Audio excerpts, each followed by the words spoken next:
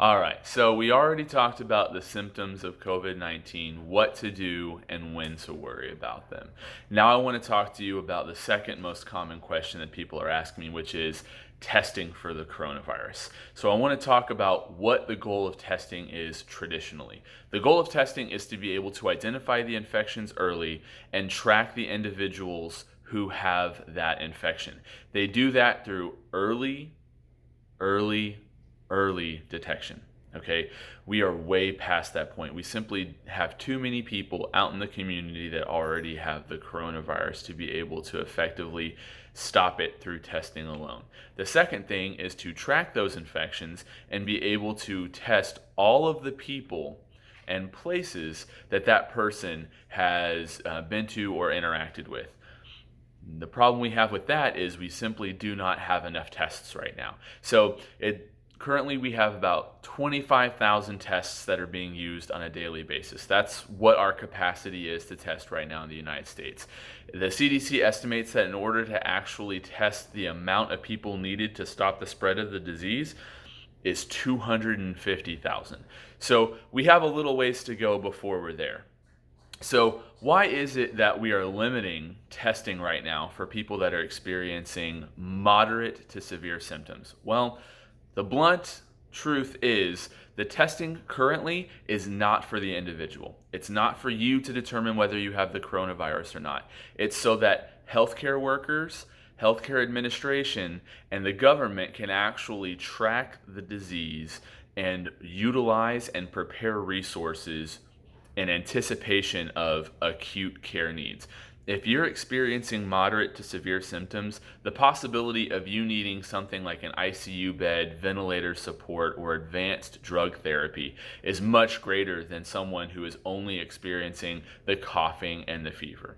So when we get those positive tests, that lets hospitals know, hey, there's an increased chance that this person is going to need a critical care bed. It lets the government know where the infections are, where they're spreading to, and it gives them a rough calculation of how many people in the community have the disease. Currently, we're estimating 5 infections for every positive test that comes through. That means every single time someone tests positive, we are assuming that there are at least 5 other people in that community which have the virus. So, why is it that you should not get tested? And yes, right now I am advocating strongly that unless you have those moderate to severe symptoms, that you not get tested for coronavirus. And let me explain. The first is we're worried about false negatives. A false negative is you go, you get tested, it comes back negative, but you simply weren't far enough along in the infection process in order to prove positive. Now you have this false negative that says, I don't have the coronavirus, and you get relaxed. You don't follow the quarantine protocols, you don't follow social distancing, and now we have a person that's out there spreading the virus. The second is getting tested actually increases your risk for getting COVID-19. Let me explain.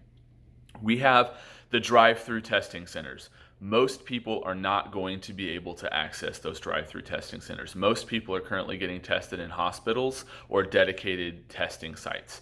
Now, even if you're in your car, windows rolled up, at some point you're going to have to interact with someone, be it a nurse, a billing person, or whatever it is.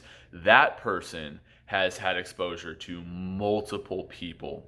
We're doing our best as healthcare professionals to stay as clean and safe as possible, but we are running low on supplies, gowns, masks, face shields, things of that nature. So even though they're doing their absolute best, there's no guarantee that you're not going to expose yourself just to go get tested. And unless you're experiencing those moderate symptoms, that shortness of breath, fever of 103 degrees Fahrenheit or greater after taking Tylenol, those things, the only thing they're going to tell you to do if you test positive is the same thing you should already be doing, which is stay home. It's not worth the risk. The third thing is, let's say you have the coronavirus and you're not exhibiting those moderate to severe symptoms. You go to the hospital, you go to a testing center, and now you've exposed yourself to the flu. to the cold, to pneumonia, and now you have the coronavirus and you've increased your risk for getting additional infections on top of it. A lot of the cases that we're seeing, people are getting secondary infections as a result of getting the coronavirus and going to an overloaded hospital. You don't want to do that. The last reason is we have a very limited number of tests right now. And that means that if we started testing everyone, we would run out of tests for those people that do have those moderate to severe symptoms. And then we wouldn't be able to accurately prepare the hospitals or bring in those resources that we need in order to care for those people. We have to understand that everyone is focused on the coronavirus right now, but it doesn't stop everyone else from getting sick. We're still treating people with pneumonia. We're still treating people with COPD. People are still having strokes and heart attacks, and those people can need ventilator support just as much as the people with COVID-19 do. So we want to do our best as individuals to be understanding. Now, with all of that said, the absolute best thing we can do to stop this virus, outside of the things we're already doing, is testing. I'm a huge testing advocate. I'm a registered nurse and a microbiologist. Believe me, I understand the importance of testing.